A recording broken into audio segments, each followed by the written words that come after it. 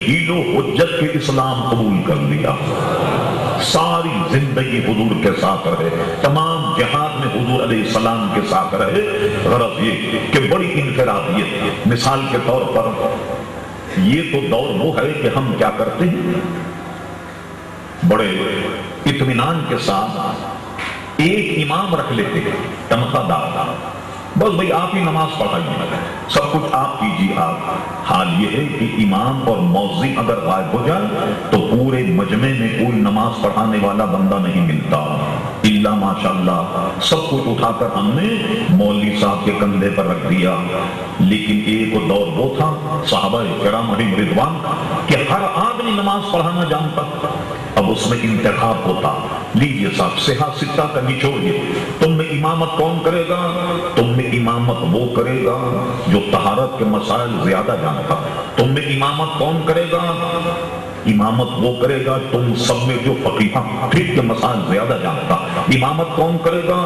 جو تم سب میں اچھا قرآن مجید فرقان حمید پڑھنے والا۔ بے شمار شرائط بیان کی گئی۔ جب حضور نے فرمایا اپنے اس مرض وصال کہ ابو بکر سے کہو کہ وہ نماز پڑھائیں، جب حضور کو مصلی پہ کھڑا کر دیا تو معلوم ہوا کہ امت میں سب سے اکمل آدمی صدیق اکبر ہی، فرمایا ابو بکر کو کہو کہ وہ نماز پڑھائیں۔ جب حضور کی موجودگی میں نماز پڑھائی حضرت صدیق اکبر نے تو حضور نے گویا یہ فیصلہ دے دیا کہ تم سب سے زیادہ مسائل جاننے والا فقیہ، طہارت کے مسائل، قرآن مجید، دین کا فہم، دین کی فراست، سب سے زیادہ حضرت ابو بکر صدیق رضی اللہ تعالیٰ عنہ میں عزیزان گرامی ہے۔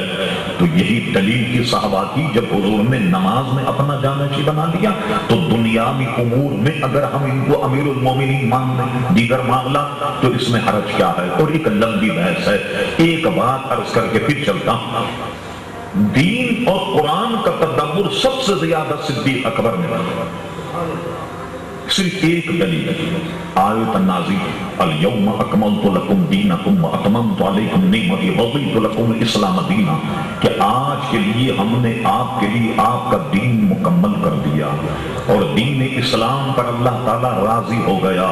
یہ آیت جب نازل ہوئی تو مجھے بتائیے دین کا اکمال ہو گیا؟ آپ اپنا گھر بنائیں اور گھر کی عمارت مکمل ہو جائے، آپ خوشی مناتے ہیں یا نہیں؟ کارخانہ اگر آپ بنائیں اور وہ پائے تکمیل کو پہنچ جائے، آپ خوشی منائیں گے یا نہیں؟ اسی طریقے سے کوئی چیز بھی جس کو آپ بنا رہے جب اس کی تکمیل ہو جائے خوشی ہوگی، بچے کو پڑھائیں، دستار بندی ہو جائے خوشی ہوگی یا نہیں؟ سارے صحابہ کرام علیہم رضوان خوشی منا رہے، بھائی سبحان اللہ آج دین مکمل ہو گیا، دین کا اکمال ہو گیا۔ صدیق اکبر کو دیکھا ہے کونے میں بیٹھے ہوئے زاروں قطار ہو گئے، کسی کے سمجھ ہی نہیں آیا کہ یہ تو خوشی کا موقع، اور حضرت صدیق اکبر ایک کونے میں بیٹھے رو رہے۔ کہا یا ابا بکر کیا معاملہ؟ آج تو دین کا اکمال ہو، آج تو خوشی کا دن۔ فرمایا سنو میں نے کس چیز کو پایا، وہ کیا؟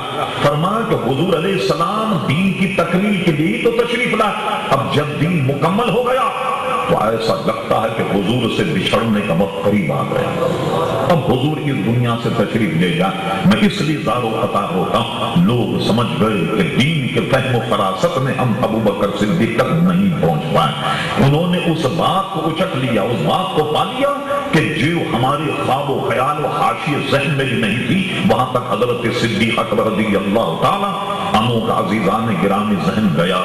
آخری بات ان کی عرض کر کے حضرت فاروق اعظم پر تھوڑے سے مسائل اور بھی حضور سے بچھڑنے کا وقت قریب آ گیا، اب حضور اس دنیا سے تشریف لے جائے۔ میں اس لیے زارو قطار ہوتا ہوں، لوگ سمجھ گئے کہ دین کے فہم و فراست میں ہم ابو بکر صدیق تک نہیں پہنچ پائے۔ انہوں نے اس بات کو اچک لیا، اس بات کو پا لیا کہ جو ہمارے خواب و خیال و حاشیے ذہن میں بھی نہیں تھی وہاں تک حضرت صدیق اکبر رضی اللہ تعالیٰ عنہ کا عزیزان گرامی ذہن گیا۔ آخری بات ان کی عرض کر کے حضرت فاروق اعظم پر تھوڑے سے مسائل اور دیگر، آپ جانتے ہیں خلفائے راشدین کی پر شاید گفتگو مکمل ہو جائے۔ علامہ امام فخر الدین رازی رحمت اللہ تعالی 16ویں پارے کی تفسیر میں اس واقعے کو بیان کیا۔ حضرت صدیق اکبر کے وصال کی وجہ علماء فرماتے ہیں محض حضور علیہ السلام کا فراق، حضور سے جدائی، حضور سے بچھڑنا۔ کسی نے صدیق اکبر سے کہا کہ کچھ آپ کو مرض ہو گیا، کبھی آپ نے طبیب کو دکھایا؟ کہا ہاں، طبیب نے مجھے دیکھ لیا۔ کہا طبیب نے کیا کہا؟ کہا طبیب نے کہا ہے کہ میں کام اپنی مرضی سے کرتا ہوں، جو میری مرضی ہوتی وہی میں کام کرتا ہوں۔ سمجھ گئے کہ اس طبیب سے مراد اللہ تبارک و تعالیٰ کی ذات ہے کہ میری موت قریب آ گئی اور اب کوئی دوا مجھ پر اثر نہیں۔ اصل سبب حضور سے بچھڑنے کا، جدائی کا۔ عزیزان گرام، لیجیے وصیت کرتے ہیں، سنیے غور، اور ہمارے اہل سنت و جماعت کے مسلک کی ترجمانی بھی سنیے کہ ہمارا ایمان اور عقیدہ ان سے ملتا ہے یا نہیں۔ فرما اے جماعت صحابہ، جب میرا وصال ہو جائے تو غسل دینا، کفن دینا، نماز جنازہ پڑھنا، اور اس کے بعد میں حضور علیہ السلام کے مواضع اقدس، دروازے اقدس پر رکھ دینا، اور رکھنے کے بعد کہنا یا رسول اللہ صلی اللہ علیہ وسلم ابو بکر دروازے پر حاضر، ان کی خواہش یہ، ان کی تمنا یہ، ان کی آرزو یہ کہ یہ انتقال کے بعد آپ کے جوار رحمت میں دفن ہونے کی متمنی، آپ کے قرب و جوار میں دفن ہونا چاہتا، یہ کہنا۔ اور کہنے کے بعد اگر کوئی قدرتی اشارہ مل جائے، دروازہ کھل جائے، تب تو مجھے حضور کے پہلو میں دفن کرنا، اور اگر کوئی ایسی بات نہ ہو چپ چاپ سے جناب میرے جسم کو اٹھانا، جنت البقیع میں جہاں چاہو وہاں دفن کر دیں۔ میں آپ سے پوچھتا ہوں صدیق اکبر سے بغض رکھنے والے لوگ، یہ حضرت صدیق اکبر کی کرامت، یہ لکھتے میں امیر الملک آرڈر، یہ میرا آرڈر، میں مسلمانوں کا بھی، میرا جب انتقال و وصال ہو تو مجھے حضور علیہ السلام کی بخت اور حضور کے پہلو میں دفن کر دینا، نیچے دستخط کے مہر لگا۔ کیا اس کے خلاف ہوتا؟ کبھی بھی نہیں ہوتا اس کے خلاف۔ آرڈر تھا، مذاق کوئی اسلامی حکومت کے سربراہ اسی طرح اس پر عمل ہوتا، مگر دنیا آج چیخ کے دیکھا اقتدار سے کیسا ناجائز فائدہ اٹھایا۔ 2 سال کو اقتدار ملا تو حضور علیہ السلام کے پہلو میں دفن ہونے کے متمنی، اور آرڈر ساتھ لکھ کر جب قیامت تک لوگ بک کرتے رہتے۔ صدیق اکبر نے ان کی کرامت کے سب کا منہ بند کر دیا، کہا حضور جب اجازت دے تب مجھے دفن کر دیا، ورنہ عام مسلمانوں قبضہ جنت البقیع وہاں لے جانا۔ یہ صاحب امام راضی لکھتے ہیں جنازہ تیار ہوا، نہلایا گیا، کفنایا گیا اور حضور کی بارگاہ میں رکھا گیا۔ رکھنے کے بعد حضور سے ملتجی یا رسول اللہ ابو بکر دروازے پر حاضر، ان کی خواہش، ان کی تمنا یہ ہے کہ یہ آپ کے پہلو میں دفن ہونا چاہتے۔ دروازہ خود بخود کھل گیا اور قبر انور سے آواز آئی کہ ملا دو حبیب کو حبیب سے، کہ حبیب کو حبیب سے ملنے کا تو خود اشتیاق۔ لوگ سمجھ گئے کہ حضور علیہ السلام راضی ہو گئے۔ لیجیے ازل میں حضور کے ساتھ ہیں، عالم ارواح میں حضور کے ساتھ ہیں، زندگی میں حضور کے ساتھ ہیں، اور وصال کے بعد بھی پیارے مصطفیٰ علیہ السلام کی پہلو میں جلوہ گر۔